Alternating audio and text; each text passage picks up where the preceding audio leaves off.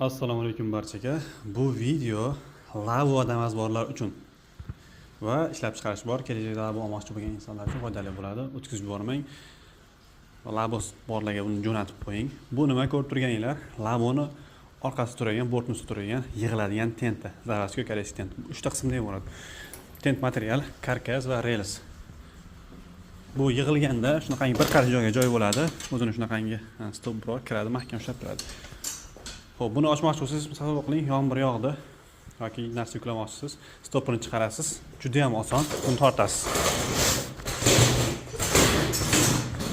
Tortasiz va bu o'zi orqasi tushgan bo'ladi.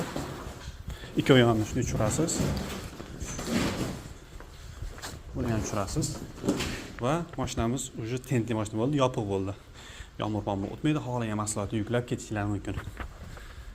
Ko'pchilar mumkin tushunadiganlar bo'lsa, mana yozsanglar, original koreyskiy zaravskiy tent bu. Ichki holatlarini ham bir ko'rsatamiz hozir. Mana shunaqangi holatda bo'ladi. O'zining salafonlari bor. Kabinani ham orqa tarafga ko'rib ketish mumkin.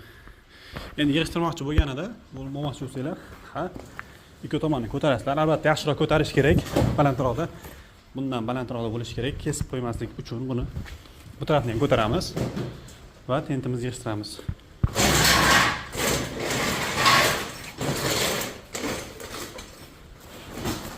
Patentimiz bo'ldi, tayyor, yig'ishtirgan holat. Xuddi shunday holatda bo'ladi.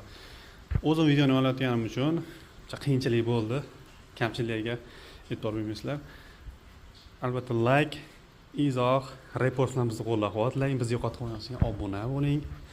Lavo damazborlarga uni jo'natib qo'ying. Salomat bo'linglar.